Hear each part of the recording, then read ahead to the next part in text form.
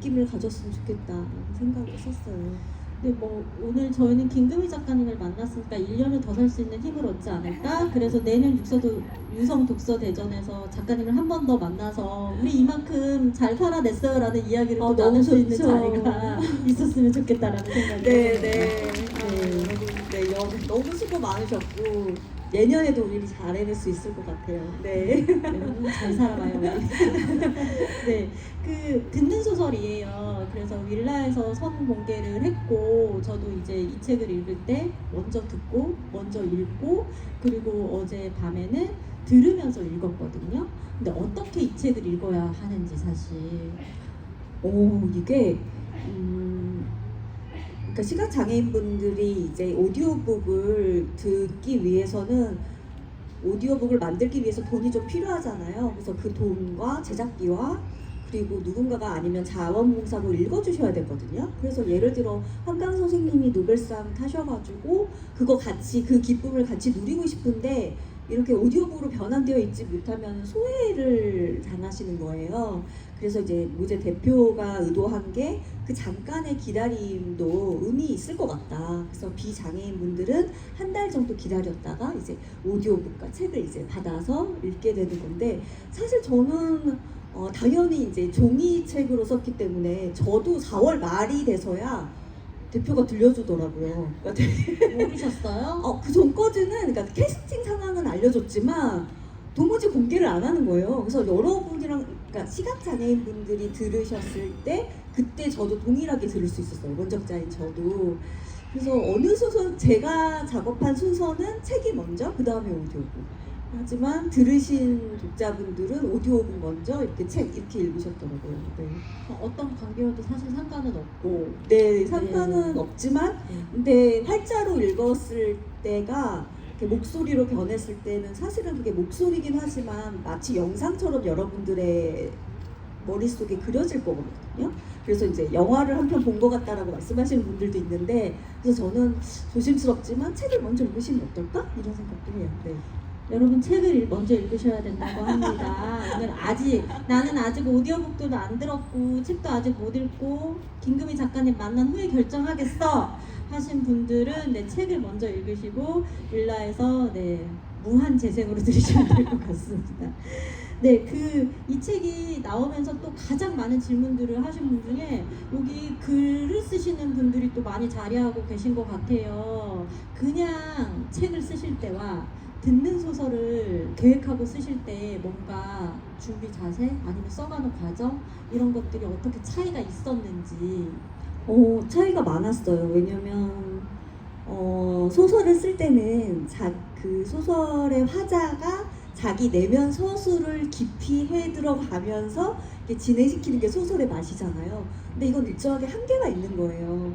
배우분들, 그것도 유명 배우를 캐스팅하겠다고 저한테 말씀하셨기 때문에 실제로 그게 이루어지기도 했고 근데 유명 배우님들을 모셨는데 대사가 몇 마디 없으면 안 되잖아요. 그러니까 대사 분량이 굉장히 좀 많이 할애가 돼야 되는 거라서 주제를 전달할 때도 그거를 극화를 많이 해야 했고 또 내면을 좀 심화시켜 들어가는 글쓰기를 제가 많이 했는데 그게 어느 정도 좀 한계가 있었죠. 그래서 그러지 않고 어떻게 주제를 전달할 것인가? 그 문제가 저한테 약간 숙제이기도 했어요. 그럼 그 숙제를 어떻게 푸신 거예요?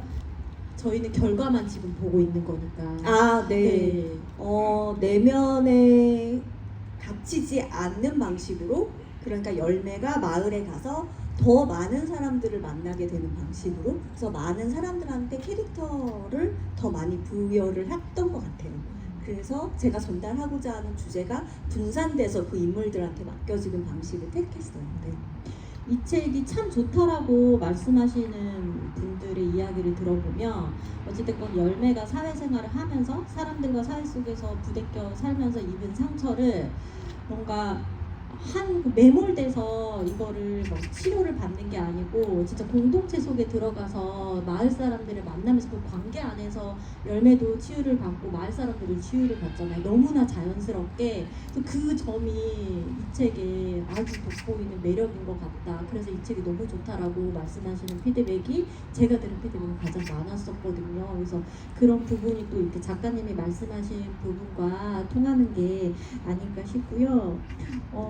저희가 또 책을 여기에 등장하는 인물들의 이름들이나 역할들이 굉장히 다양하잖아요. 그리고 완주라는 공간은 가상의 마을이라고도 아까 말씀드렸는데 굉장히 밀도가 높고 책의 분량이나 크기에 비해서 밀도가 높고 굉장히 입체적인 인물들이 되게 많이 나오고 하나 허투루 버릴 것 없이 그래서 인물들을 어떻게 설정하셨는지도 사실 궁금하고 첫, 여름, 완주, 어저기, 열매, 할아버지, 이장 굉장히 많은 인물들 조금 독자들이 읽으면서 요 매력 아니면 요 틈새는 조금 알아채줬으면 좋겠다 하는 부분들이 있으셨는지 특히 그 박정민 대표님이 히든카드 중에 하나가 신영철 평론가님이셨잖아요. 어저기의 이름과 열매의 이름을 어떻게 동경의 열매라는 단어까지 조합하시면서 또 평론을 해주셨는데 그런 좀 지점들을 알려주실 수 있으실까요? 제가 약간 야심차게 준비했지만 이게 다 닿았을까 했던 부분은 그 할아버지가 평생 이제 일을 해오신 분이고 사회생활을 해오신 분인데 한글을 모르시잖아요. 그래서 한글을 모르는 대신 사람들의 그 전화번호부를 자기 방식으로 적어 놓는데 얼굴의 특징을 이렇게 그려 놓잖아요. 그러니까 어떻게 보면 할아버지가 자기한테 결손되어 있는 부분을 자기의 창조를 통해서 이겨낸 거거든요. 그래서 그런 할아버지의 모습이 사실 거기 나오는 많은 인물들이 자기 삶을 만들어가는 데 있어서 꼭 필요한 지혜가 아닌가? 저는 그 생각을 했고 사실 그건 제가 상상한 내용이 아니라 실제로 저랑 관계가 되어 있는 분이 자기 아버님 얘기를 해주셨는데 그분이 이제 그 농촌에서 약간 부동산 업을 하시는데 부동산 업을 하시는데 그러니까 농 같은 걸 팔 때 왜 거기서는 이렇게 아름아름 이렇게 거래를 하나 봐요. 그래서 그거 이제 소개하시는 일을 하시는데 한글을 모르시는 거예요. 그러면서 수첩을 저한테 보여주셨어요. 그래서 수첩을 보니까 정말 그렇게 얼굴 그림이 그려져 있고 전화번호가 적혀 있었어요. 그래서 그게 저도 엄청 감동을 줬거든요. 그래서 열매 할아버지 캐릭터를 만들 때 첫여름 완주의 어떤 메시지를 전할 때 우리가 소통을 해야 하고 사회생활을 할 때 필요하다고 생각하는 1부터 100까지가 있는데 우리가 다 갖추지 못하면 자신 없어하고 위축감 들고 막 그러잖아요. 근데 때로는 어떤 사람을 그거를 아주 가볍게 자기 방식에 맞는 방식으로 극복해내는 사람이 실제로 있다. 이거를 여러분께 좀 전달해드리고 싶었어요. 제가 받은 감동 때문에. 네. 할아버지가 열매에 곳곳에 등장하잖아요. 네. 등장할 때마다 눈물이 나요. 네. 그 어떤 분이 또 이렇게 사전에 질문을 해주셨는데 할아버지 말씀을 하셔서 작가님이 네. 그 할아버지가 그린 그 수첩에 무수한 인물들 중에 어저기도 혹시 있었을까? 정말 너무 탁월하신 상상력을 가지신 것 같아요. 저 말고요, 독자님이 하셨어요. 네, 그러니까 그렇게 해서 뭐 스피노프라도 하나 만들까? 알고 보니까 할아버지랑 네. 어저께 그랬을 수도 있는 거예요. 생각해 보니까. 네. 근데 제가 뭐 의도하지는 않았는데, 그랬을 수도 있겠다. 알고 보니까 어저기가 뭐 할아버지 공사하는데 뭐 건물주였다. 뭐 이런 식으로 공사를 하시니까 네, 가능할 것 같아요. 네. 가능할 것 같다고 합니다. 네, 질문에 대한 답이 되셨길 바라고요. 네, 그 등장하는 인물들이 되게 열심히 살고 있고 뭔가 통통 튀는 매력을 갖고 있는 것 같기도 하지만 그 이면에는 다 모두 또 상처가 있거든요. 뭐 영화 볼 수 없음, 목소리 낼 수 없음, 아픔을 말할 수 없음, 슬픔을 말할 수 없음 그런 인물들의 그런 병명이 사실 병명이라는 단어가 좀 그렇지만 그렇게 아픔을 갖고 있는데 그러면 독자들이 이런 아픔을 갖고 있는 사람들의 모습을 보면서 또 꿋꿋하게 생활을 하는 걸 보면서 독자들의 마음의 위치나 감정의 위치가 어느 부분에 놓였으면 좋겠는지, 아까 제가 초두에 말씀드린 것처럼 저는 이게 마음의 위치는 슬픔에 있지만 저희 행동의 위치는 그럼에도 불구하고 움직여야 되는 거구나, 그렇게 위치가 잡혔었거든요. 이런 인물을 통해서 말씀하고 싶었던. 사는 게 되게 쉽지가 않아요. 저는 가끔 이렇게 지나가는 사람들 보면서 저 사람들은 여기 소설에도 나오지만 저 사람들은 다 어디로 가나? 가면은 환영해줄 사람들이 있나? 있었으면 좋겠다. 지금 이제 오늘이 연휴의 마지막인데 연휴가 끝나고 또 자기만의 루틴으로 돌아갔을 때 기분이 어떨까? 이런 생각 되게 많이 하고요.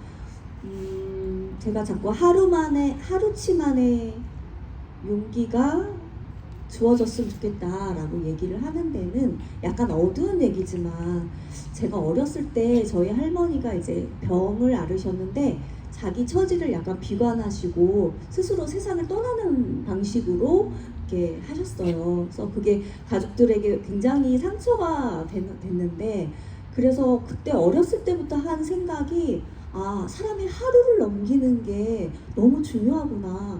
하루를 넘기지 못하면 남은 사람들에게 엄청나게 무거운 숙제를 남겨주는 것도 문제고, 물론 본인이 자기가 앞으로 나갈 어떤 인생을 스스로 종결시키는 것도 가슴 아픈 일이지만, 그래서 그 하루치의 무게가 때로는 누군가에게는 자기 인생을 결정짓는 너무 중요한 일이라는 걸 알게 됐어요.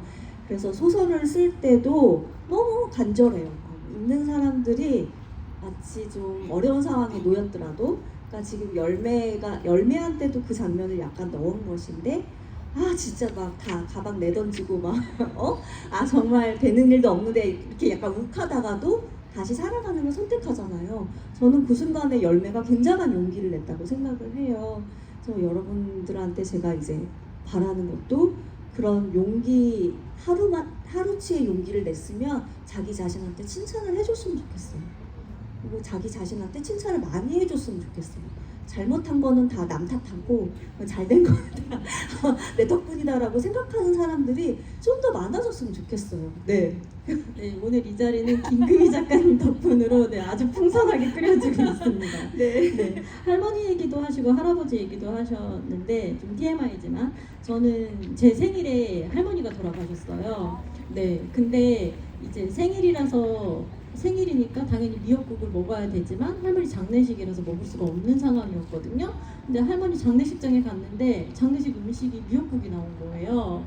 그래서 할머니 장례식장에서 온 사람들이 다 생일 파티 노래를 불러줘서, 네, 그래서 할머니가 되게 큰 생일 잔치를 열어주고 싶었나 보다. 손자한테 마지막 선물을 이렇게 주고 가시는 거구나. 그러면서 또 말씀하신 것처럼 하루치의 또 삶을 또 살아가게 되는 힘. 네. 그럼 내년에 1년 후에는 1년 후 생일에는 또 같이 모였던 그거를 또 힘을 받는 거예요, 제가. 그래서 그런 식의 삶을 계속 연장하시는 의미 때문에 또 할머니 이야기와 할아버지의 마음을 또 여기에 담으신 게 아닐까. 네, 그렇죠. 네. 그러니까 그렇게 우리가 일상이 되게 팍팍하고 어렵게 느껴질 때도 많지만 아주 작은 일들이 갑자기 삶을 전환시키면서 또 힘을 내게 하거든요.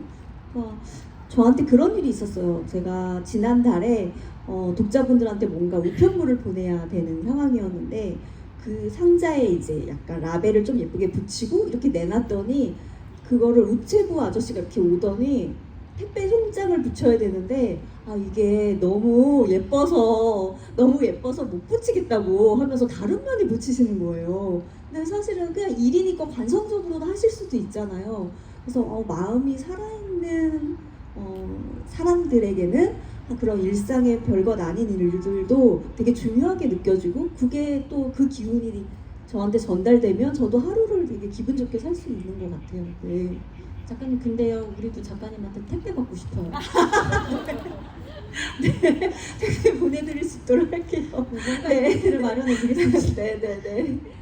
네, 그리고 손열매가 어찌됐건 마을 생활에 이제 안정적인 생활을 하게 되면서 그 영화배우 집 정혜라 씨 집에 놀러 가잖아요. 그리고 뭐 시간을 보내고 오면서 산불이 또 동시에 나요. 그래서 막 어저기를 찾아서 달려가게 되는데 그럼 어저기가 그 위에 발견되지 않았잖아요.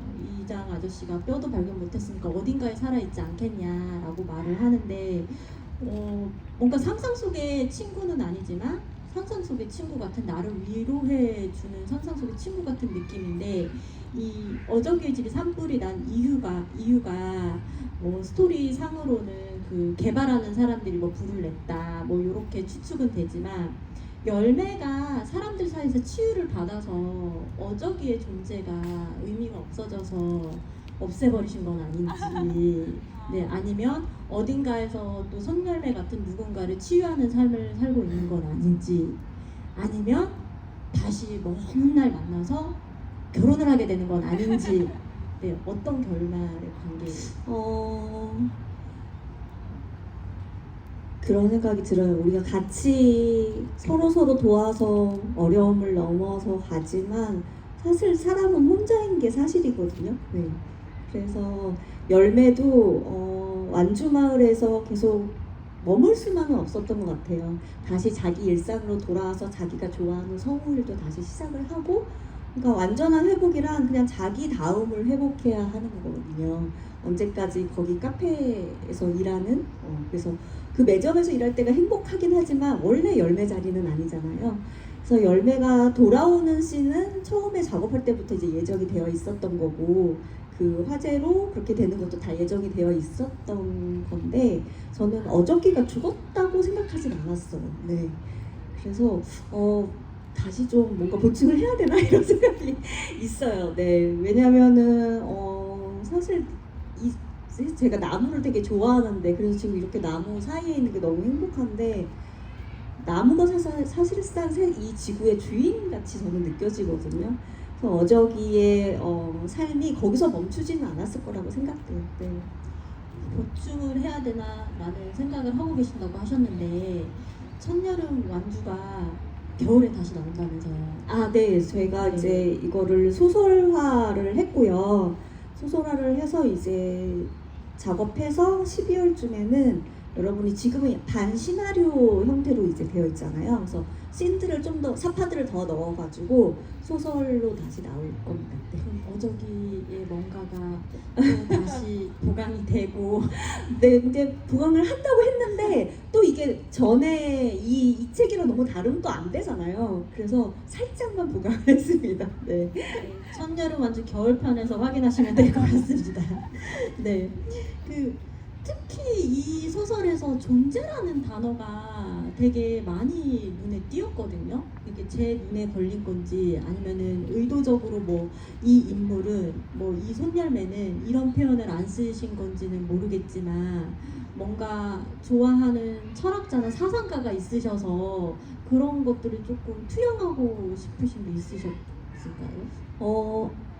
저는 대체로 이제 문학책을 많이 읽기 때문에 그냥 문학을 통해서 철학이라는 게 세상을 고민하는 세상을 쓸데없이 복잡하게 고민하는 것이 이제 철학이라고 한다면 사실 그거를 흡수하는 것도 다 문학 작품을 통해서 했기 때문에 얼마나 철학적인지는 모르겠지만 그런 건 좀 좋지는 않은 것 같아요. 그러니까 내가 어떤 상태가 완성된 어떤 모습이 있을 거라고 상정하는 거, 그러니까 거기에 어저기가 유효쯤이 더 정확하다라고 얘기하는 건 어떤 모델이 있어.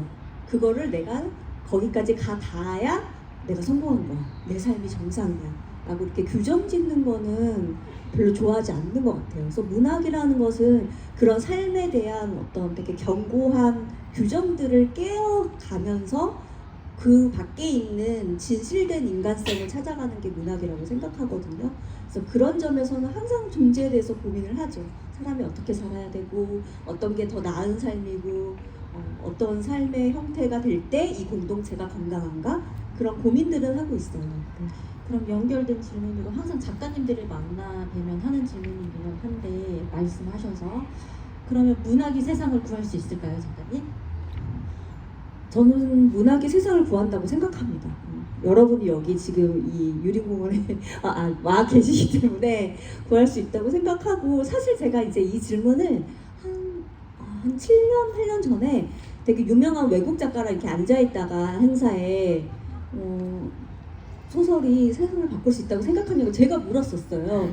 그랬더니 갑자기 그분이 금이 무슨 소리 하는 거야? 소설이 어떻게 세상을 바꿔? 저한테 이러는 거예요. 저를 툭툭 치면서. 그래서 근데 저보다 훨씬 더 나이가 많은 대작가였거든요. 물론 이제 쑥스러워서 그렇게 말씀을 하셨을 수도 있지만 그래서 그렇게 하도 그렇게 얘기를 하셔가지고 약간 뒤돌면서 나는 그렇게 생각 안 해. 이랬던 게 생각이 나는데, 저는 소설이 문학이 세상을 계속 이렇게 딱딱하게 굳고 뭐랄까요, 되게 이렇게 단단해지려고 하는, 그 채로 정체되어 있으려고 하는 세상에 끊임없이 틈임을 내면서 마치 물이 흘러 들어가듯이 사람들의 마음을 그렇게 보듬고 있다고 생각하거든요. 그래서 뭐 세상이 어느 날 갑자기 바뀔 수는 없겠지만 조금씩 구원하고 있다고 생각해요. 네. 작가님의 작품을 제외하고 요 정도는 읽어줬으면 좋겠다 하는 다른 문학 작품 있으세요? 제가 좋아하는 작가들은 한국 작가들은 대체로 90년대 여성 작가분들 책을 많이 따라 읽으면서 이제 작가가 됐어요. 그래서 최근에 이제 다시 이렇게 복가는 아니고 다시 표지를 바꿔서 나온 책이 있는데, 신경숙 작가님의 외딴방을 거의 저는 이제 문학 경전처럼 이렇게 대학교 때 20살 때 경전처럼 이렇게 읽었거든요. 왜냐하면 거기에는 문학이 바라봐야 하는 사람들이 누군가, 그러니까 구로공단에 중학교 때 16살 때 여공으로 들어가서 컨베이어 벨트 위에서 조세희의 난장이가 쏘아올린 작은 공을 읽으면서 문학의 꿈을 키워온 한 주인공에 관한 얘기인데, 너무나 아름답고 그 노동 현장의 문제들을 너무나 그 정서적으로 잘 표현하고 있기 때문에 너무 담고 싶었어요. 외딴방이라는 그 문학이 가지고 있는 모든 것을. 그래서 마침 새 장적으로 나왔기 때문에 여러분께서 읽어주셨으면 좋겠습니다. 네. 네, 여러분 핸드폰 갖고 계시니까 지금 검색하셔서 네, 준비하시길 바랍니다. 다시 천여로 완주로 돌아와서요. 저는 열매가 그 서울에 가서 친구들을 만나고 이제 돌아오면서 술에 취해갖고 그 냉동고를 막 이고 오잖아요. 거기서 이제 그 완주 마을 사람들에 대한 마음이 되게 느껴져서 굉장히 인상 깊었는데, 작가님은 특히 인상 깊었던 장면, 네, 그리고 낭독하신다면 혹시 낭독해 주실 수 있는 부분이 있으신지? 네. 제가 좋아하는 장면은 그 할아버지가 나오는 장면을 제일 좋아해요.